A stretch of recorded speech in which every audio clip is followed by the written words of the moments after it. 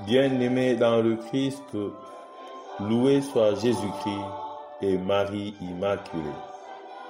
Aujourd'hui, nous célébrons le 27e dimanche du temps ordinaire de l'année liturgique B. La première lecture est tirée du livre de la Genèse, au chapitre 2, du 18e au 27e verset. La deuxième lecture est celle tirée de la lettre aux Hébreux, au chapitre 2, du 9e au 11e verset. L'évangile est de Saint Marc, au chapitre 10, du 2e au 16e verset. Bien-aimés dans le Christ, aujourd'hui, Jésus nous adresse une parole claire et nette. Cette clarté et cette netteté peuvent d'ailleurs, dans le contexte actuel, nous mettre mal à l'aise. En effet, il est délicat actuellement d'affirmer de manière aussi tranchée que le fait l'Évangile, que celui qui a renvoyé sa femme pour en épouser une autre est coupable d'adultère envers elle. Et si une femme a renvoyé son mari et en épouse un autre, elle est coupable d'adultère. Tous nous connaissons des couples qui se sont séparés, qui ont divorcé. Nous connaissons les blessures et les douleurs que portent ces personnes et aussi leurs enfants. Conscients de ces douleurs, il nous est difficile de les accentuer en les condamnant comme adultères. Nous préférerons de beaucoup pouvoir soulager ces personnes et à les aider dans la mesure du possible. Cependant, le texte de l'Évangile de ce jour vient nous rappeler l'exigence évangélique de l'unité et de la fidélité des couples chrétiens. Comment pouvons-nous être à la fois fidèles à la parole de Jésus et accueillants envers les personnes qui ont vécu un échec dans leur relation conjugale? D'une part, cette parole de Jésus doit venir interpeller tous ceux qui se préparent au mariage pour vérifier si c'est bien dans cette voie de l'unité et de la fidélité qu'ils veulent s'engager. D'autre part, pour ceux qui sont déjà engagés dans les liens du mariage, cette parole les invite à trouver les solutions justes pour réussir leur relation conjugale en s'interrogeant sur la manière dont se construisent cette unité et cette fidélité. Vivre ensemble, j'ai toujours une définition simple pour ces mots. C'est vivre ensemble signifie faire des choses ensemble. Ce n'est pas toujours facile de vivre ensemble et de faire des choses ensemble. Bien sûr, différentes formes d'attirance projettent les hommes, les femmes, les uns vers les autres.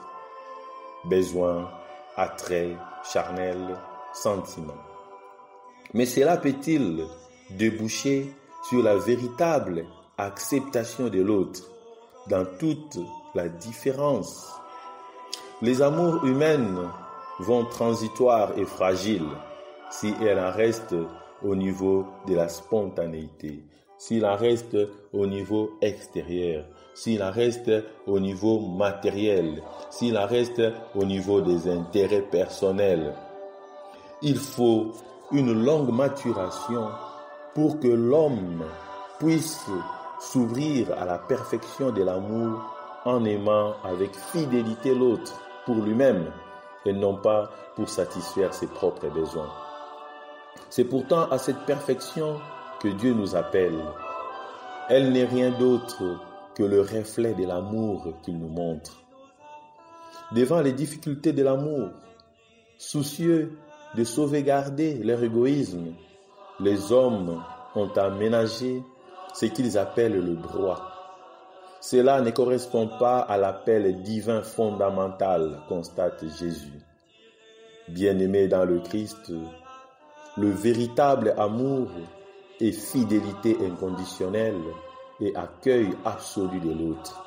Accepter l'autre tel qu'il est, en respectant les différences.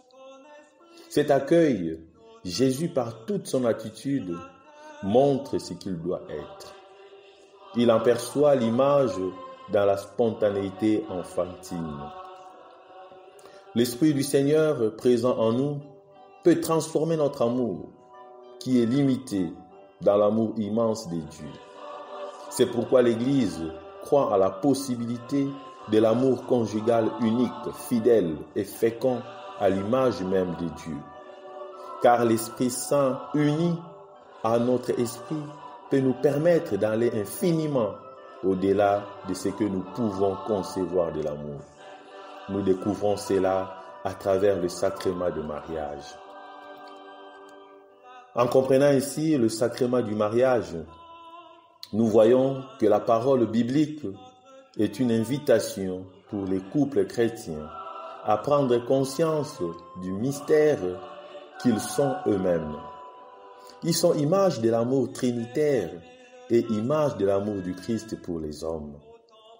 La grandeur de cette vocation est de manifester aux yeux du monde cet amour de Dieu qui est capable de transformer notre amour humain en un amour divin, fort, unique et fécond.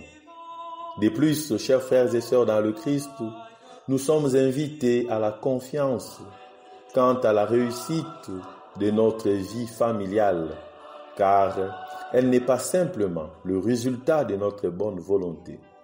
C'est bien l'amour de Dieu qui nous unit. Et ce que Dieu a uni, même nos manques d'amour, même nos manques de fidélité ne peuvent porter atteinte à ce fondement, à ce rocher sur lequel nous sommes bâtis.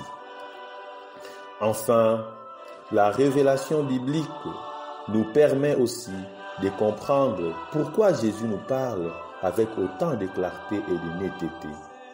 Car les échecs conjugaux sont aussi des échecs pour Dieu lui-même. Dès le début de la création, nous avons suivi dans le livre de la Genèse, comme fondement et comme couronnement de la création, le Seigneur a voulu que le couple soit son image sur terre. En portant atteinte à l'unité du couple, la séparation porte atteinte à l'image de Dieu telle qu'il voudrait se faire connaître aux hommes. Il ne peut donc pas rester indifférent ni impassible face à ces échecs. Le Seigneur nous rappelle aujourd'hui que face aux difficultés de la vie conjugale, la réponse essentielle est l'ouverture de la famille à la présence de l'amour trinitaire comme source et sommet de l'amour conjugal. Bien-aimés dans le Christ, nous sommes tous de la même race, nous dit la deuxième lecture d'aujourd'hui. Voilà pourquoi nous ne devons pas avoir honte de nous appeler frères et sœurs. L'amour de Dieu est pure gratuité. Face à lui, nous sommes aveugles et pauvres. Supplions-le de changer notre cœur. Pénétrés de sa miséricorde, nous pourrons alors commencer à vivre vraiment. Nous pouvons alors vivre la sainteté. Nous pouvons alors être unis et notre vie ne serait qu'un témoignage d'amour pour la plus grande gloire de son nom. Amen.